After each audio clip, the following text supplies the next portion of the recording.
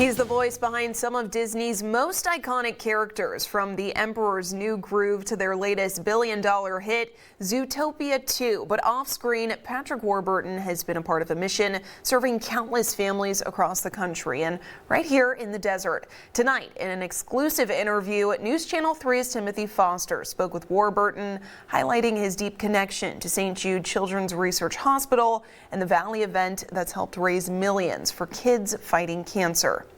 From the red carpet to the big screen, Patrick Warburton's influence is unmistakable. From some of Hollywood's most beloved voices to his latest role as the new mayor of Zootopia in Zootopia 2. But the work he says means the most happens right here in the Coachella Valley.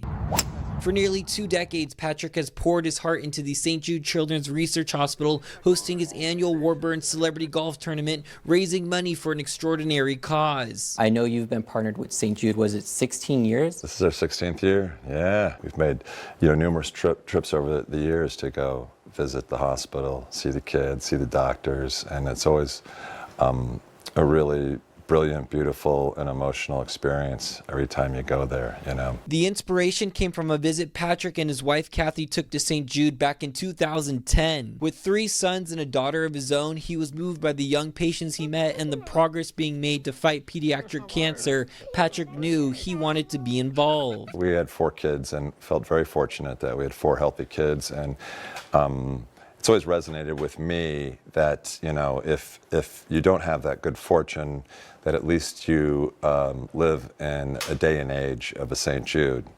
And what they've been doing is miraculous, which is, the efforts of so many great doctors and their love and their care and the generosity of so many. That inspiration grew into an event now considered one of St. Jude's top fundraisers in the nation. You know, last year you guys raised a record $6.5 million, which was $1 million more compared to 2024.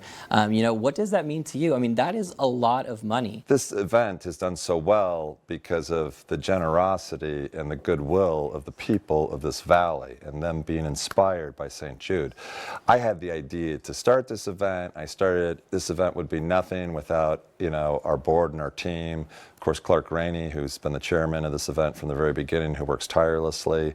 There's so many people involved. Since the beginning, the tournament has raised more than $38 million, inspiring countless Hollywood actors, rock and roll Hall of Fame artists, and donors, making sure families receive world-class treatment without ever seeing a bill. It does give you a sense of, satisfaction and purpose, because so much of our lives is just about what's immediate in our lives as opposed to, what's going out, and does affect all of us. While Patrick's philanthropic work continues to grow each year, so does his on-screen presence. There's a snake!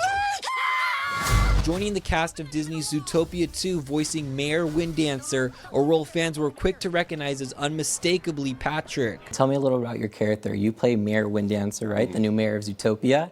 In a way, he kind of resembles you. Well, it's funny because at first Disney puts out the art like a character, but they won't tell you who it is. So Disney always sort of integrates part of your own physical characteristics into that character when they film you as you do the dialogue.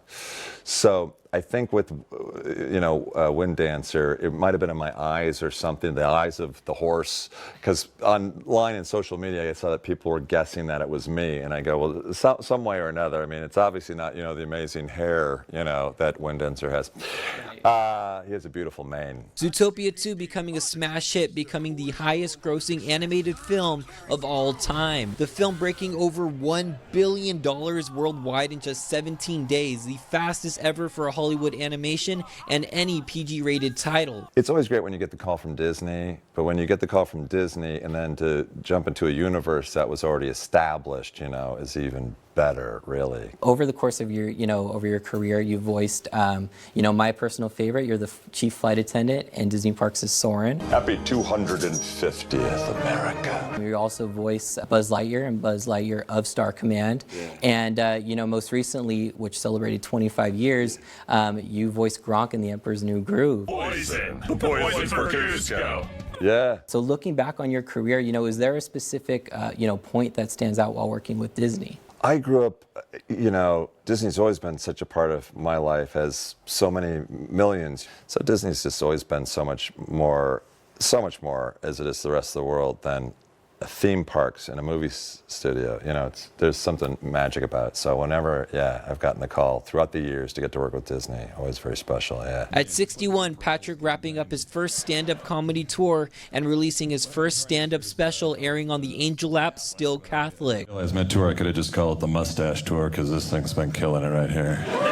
But no matter how busy life gets, St. Jude stays front and center. Our goal is always to, raise as much as we can for that hospital, and whenever we, exceed, that's always a great feeling. But no matter what, the generosity in this valley always shows. What started as a single idea has turned into an annual tradition, one that continues to leave a lasting mark on both the valley and families far beyond it. Timothy Foster, News Channel 3.